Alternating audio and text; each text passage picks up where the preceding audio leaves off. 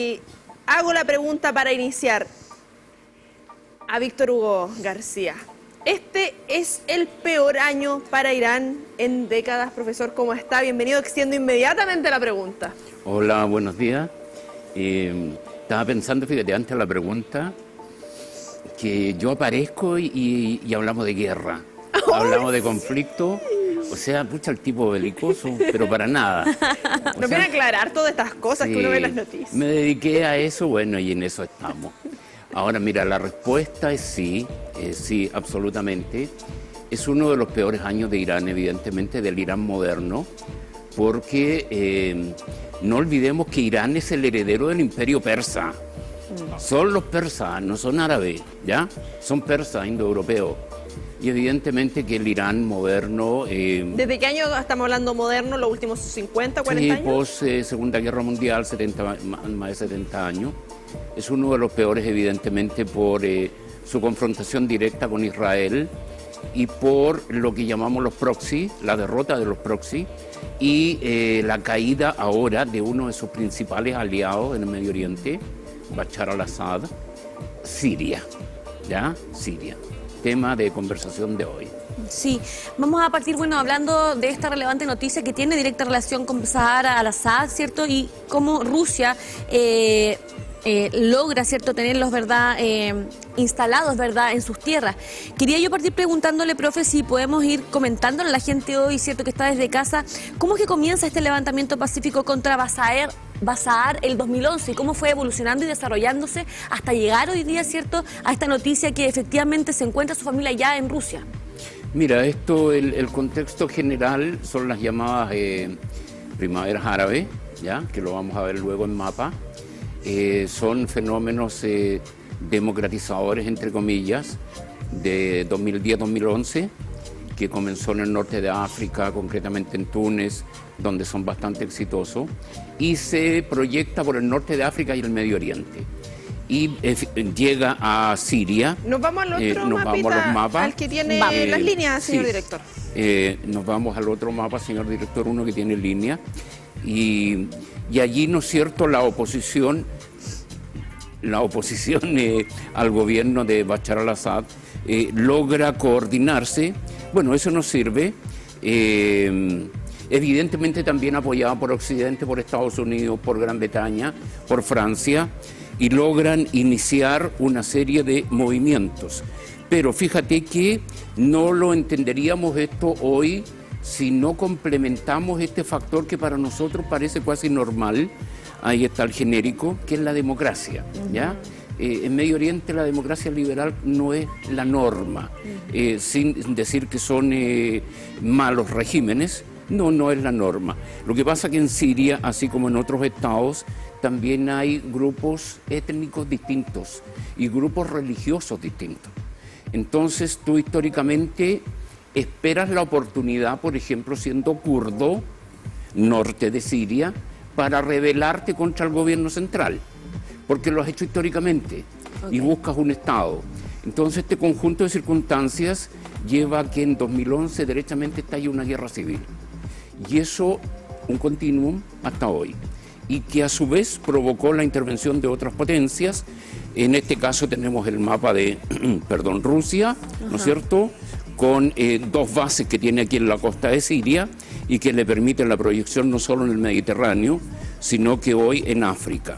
Pero también interviene Estados Unidos, tenemos que mencionar a Israel, que tiene un pedacito de Siria aquí en las alturas del Golán, y tenemos que mencionar a Irán, aliado primordial del régimen de Bashar al-Assad. Entonces, como tú ves, es el conjunto, son los vínculos. No nos olvidemos, allá arriba está Ucrania, ahí está Rusia, todo está vinculado. Está candente ese sector. Profesor, me quedó dando vuelta porque, claro, para nosotros nos parece insólito que ocurran situaciones de este tipo. Las distancias ahí, porque uno ve el mapa, pero estamos hablando que también esto es todo cerca. No son grandes distancias, lo que se mezcla entre las culturas, lo geográfico, y cómo afecta también y en relación a las mismas líneas, cómo va afectando al entorno cercano, pero ya estamos un poquito más, no sé, más alejado acá, no el foco mismo. Claro, mira, lo que pasa es que aquí históricamente, por ejemplo, hay hasta Europa, que es el área primordial de la civilización occidental, Europa occidental, que se transformó en el centro del poder mundial. Por lo tanto, Europa se mueve, tiene que avanzar hacia la región asiática. Desde aquí para acá es Asia, desde los estrechos turcos es Asia, desde el mar Caspio para allá es Asia. Aquí tienes África. Y mira tú el corredor sirio-palestino, que así se le conoce históricamente. Es zona de tránsito cuando no tenías aviación, cuando no tenías ninguna otra posibilidad. Es zona de tránsito terrestre y es zona de contacto. Por lo tanto, eso se mantiene hasta hoy, fíjate. Rusia, que tiene aspiraciones de ser una gran potencia mundial, pero que está muy encerrada, necesitaba un lugar aquí en mares cálidos para moverse. Y fíjate, la gracia de este mapa es que te demuestra cómo haces pivot en un área, en este caso Siria, para proyectarte a lugares a los cuales no vas a llegar fácilmente por vía aérea, o sea, por vía marítima, porque te van a obstaculizar o te pueden... ¿Y los recursos ahí? Porque es una cosa que sea más difícil estratégicamente, pero si tenemos un equipamiento, implemento tecnológico, ¿cómo están esas necesidades? Claro, la pregunta es, por ejemplo, ¿por qué Rusia gasta tanto dinero en esto? Claro. Y también enfocándonos con respecto a este mapa y complementando un poquito la pregunta de la Connie, ¿cómo las potencias internacionales se han ido arrastrando hoy en un conflicto como este y hasta el nivel de hoy día tener, ¿cierto?, uno de los principales líderes dentro de Rusia como potencia? ¿Qué hace que todas estas potencias internacionales se hayan involucrado en un hecho tan complejo? Mapa. Por ejemplo, Rusia aquí ya usa Siria como base, eso le permite evidentemente neutralizar un poco a Turquía, evitar el paso por Turquía, que es lo que por una convención internacional está prohibido, que salgan los buques de guerra cuando hay conflicto. Entonces, por ejemplo, en Mali, Burkina Faso, Níger, Chad, Rusia saca recursos mineros. Rusia logra negocios, explotaciones minerales o asociarse con empresas petrolíferas ya existentes en el área. Es decir, ninguna potencia se va a mover solo por caridad, solo por una hay algo amistad. Atrás, hay algo potente atrás que tiene relación con el poder. Entonces, ¿qué es lo que ocurre? Además de lograr influencia, tú logras cosas concretas, que es recursos naturales, riqueza. Y minerales de repente que son sumamente necesarios tanto para en la industria de armamento, los semiconductores, etcétera, etcétera. Es decir, evidentemente no el 100% de las intervenciones en las potencias son así de interesadas, pero el 99,9% sí, ¿ya? Entonces, eso es lo que tú buscas. Entonces, para Siria, que es... Yo esto lo digo con mucho respeto también, porque hay muchos sirios aquí en nuestro país, ¿no es cierto? Los queremos mucho, es un gran país, una gran civilización, pero Siria es una especie de estado artificial.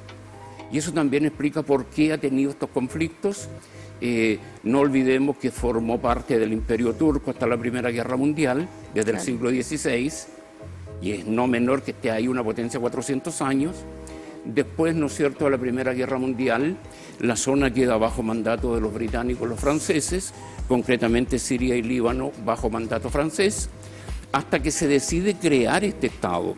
Pero intertanto, fíjate, y ahí le pediría al señor director que avanzara con las láminas, intertanto, entre 1920 y 1926, surgieron varios estados ahí. Hay un estado alawita, que es un concepto que lo vamos a explicar, ¿no es cierto?, con posterioridad. Un estado, una zona kurda, una zona de los drusos, hasta que finalmente se constituye Siria.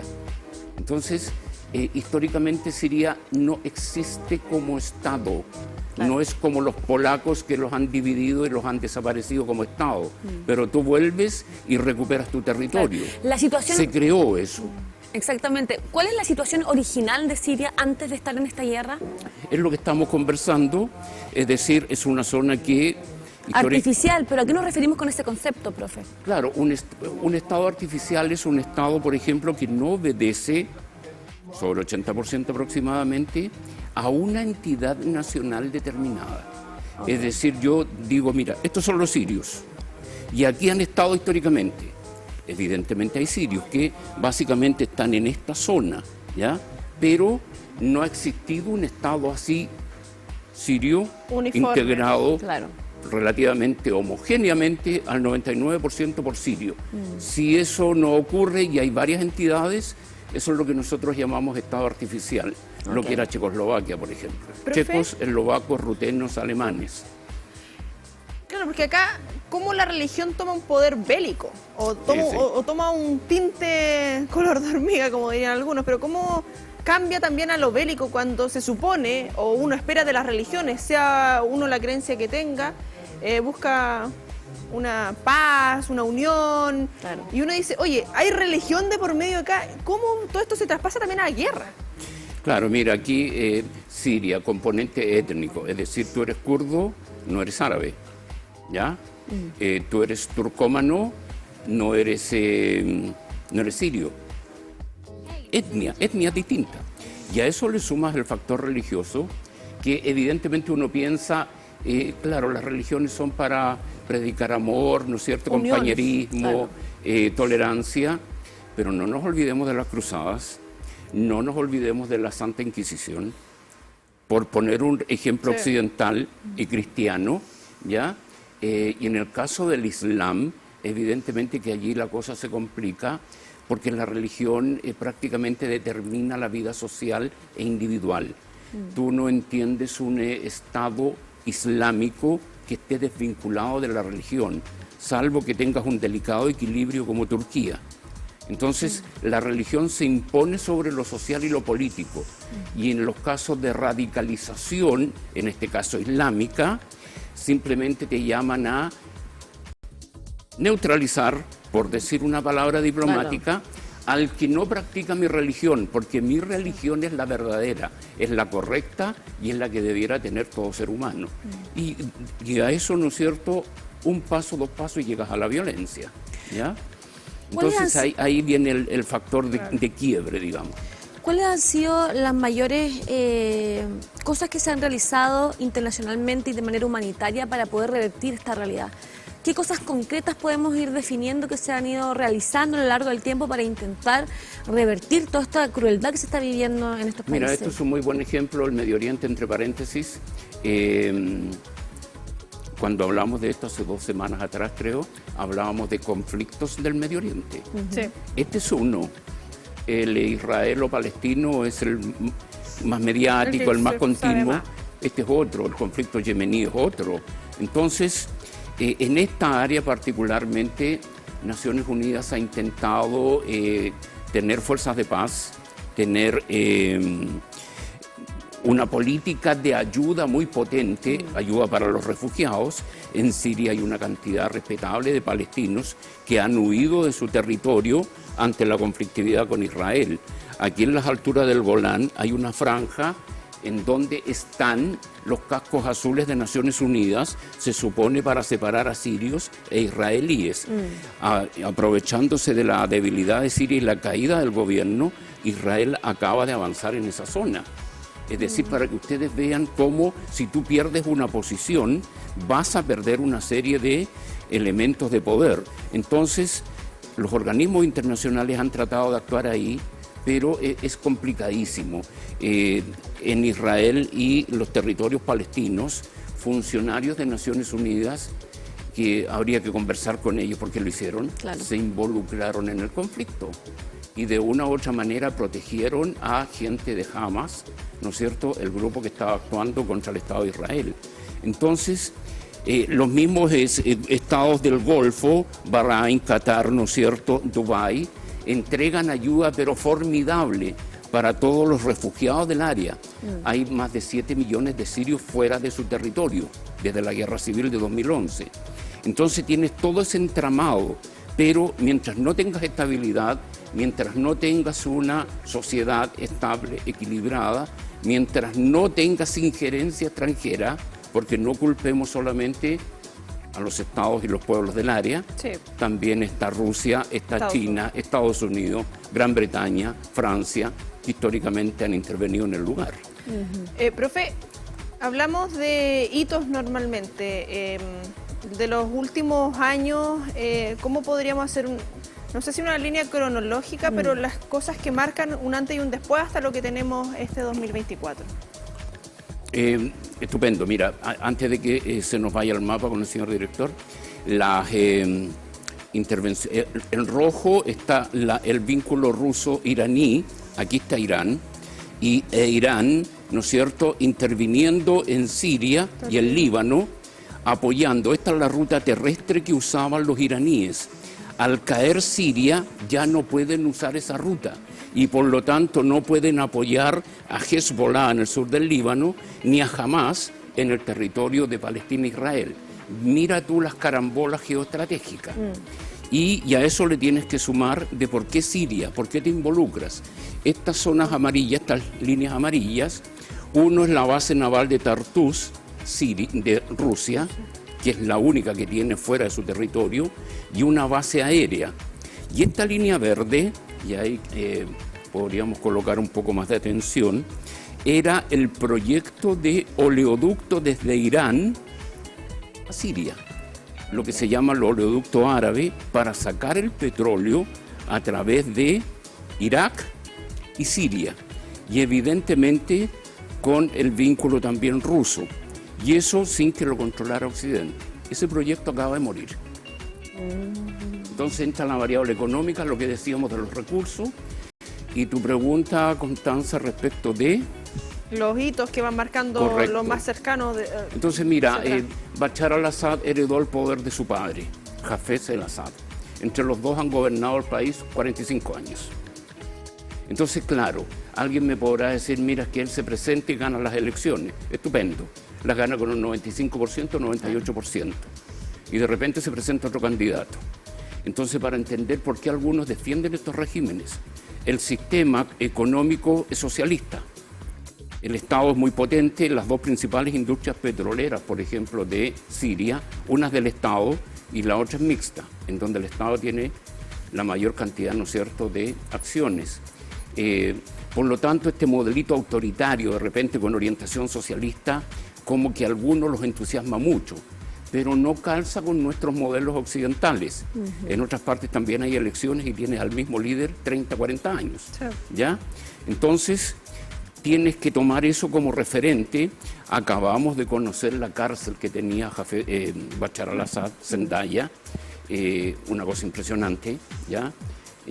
No quiero hacer vínculos ni nada por el estilo, pero Venezuela tiene el helicoide, que lo hemos visto en algún momento, sí, que es un sistema bastante parecido igual. Entonces, gobiernan ellos lo que se llama el socialismo basista, un socialismo laico, un socialismo no tan totalitario, que llevó cierta estabilidad y bienestar a los habitantes de esos estados. Siria, dentro de todo, tenía niveles de tolerancia en lo social, pero muy fiero en lo político, con los opositores, ¿ya? Una cosa, el carnicero de Damasco le llamaban a Bashar al-Assad. Vienen las revueltas, ¿no es cierto?, con la primavera árabe, y el gran error hoy, sabemos, de Bashar al-Assad fue haberse involucrado con Irán y Rusia. ¿Por qué? Porque eso motivó que las potencias occidentales entraran directamente a su territorio para neutralizar a estas dos potencias. Y eso desde el 2022 en adelante se complicó notablemente con la guerra en Ucrania, porque eso debilitó a Rusia, y el involucramiento de Irán contra Israel lo debilitó, y eso impidió que Siria tuviese el apoyo sólido para impedir que los rebeldes no tomaran el territorio como lo hicieron en 2 semanas. Y ahí todo repercute. Lo que pasa en un lado. Todo está vinculado. Y fíjate, elemento étnico, volvemos al mapa. No puedo dejar de hablar de los kurdos. Es un pueblo que históricamente ha tratado de luchar por tener su Estado. Están allí justo en la frontera con Turquía, Siria. Toda esta zona es mayoritariamente kurdo. Acá hay kurdos. La parte oriental de Turquía son kurdos. Y ese pueblo no ha logrado estructurar un Estado. Le pediría al señor director que volviera al mapa anterior, por favor. No ha logrado tener su Estado aquí.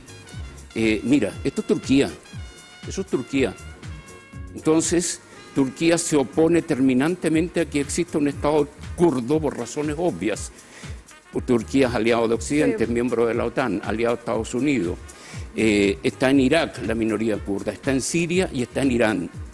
Y todos estos estados, si es necesario, se unían y atacaban a los kurdos para que no lograran su independencia. Y ese pueblo es un pueblo olvidado por la historia, entre comillas. Ellos se encargan de que no los olviden y ojalá alguna vez tengan su estado porque lo merecen. Es un pueblo como cualquier otro y han luchado fieramente a lo largo de su historia. Vamos a seguir con estas temáticas internacionales, Connie. Como bien dice nuestro querido profesor, todo repercute de cierta manera en este mundo globalizado. Sabemos que tenemos que ir reconociendo todo lo que acontece en el minuto a minuto con respecto, por ejemplo, al asilo que recibe desde Rusia Bashar al-Assad y toda su familia. Así que, profe, siempre para nosotros es muy potente que esté con nosotros aquí para vincularnos con temáticas que son tan importantes a nivel internacional. Un placer como siempre y dos detallitos, fíjate. Claro, Bashar el-Assad tiene que buscar un asilo y evidentemente el lugar que le ofrece mayores garantías es Rusia y Putin. Putin es un gran derrotado en esta pasada, así como Irán, claro, uno de los grandes derrotados. Triunfadores netos de Israel, Turquía, ¿ya? Y por detrás evidentemente Estados Unidos. Eso es una cosa y lo otro, no tenemos ninguna garantía de que allí ahora tengamos estabilidad. Son diversos los grupos y hay ex Estado Islámico, ISIS, y ex Al-Qaeda entre los combatientes y los triunfadores. Así que esto hay que seguirlo con mucho cuidado. No piensen de que va a predominar una democracia y una tolerancia desde este momento. No. Esto es una noticia en desarrollo y un fenómeno que están dando. Y que vamos a seguir analizando, obviamente siempre con el apoyo de sus conocimientos, profe. Nos estamos viendo prontamente. Un placer y que así sea.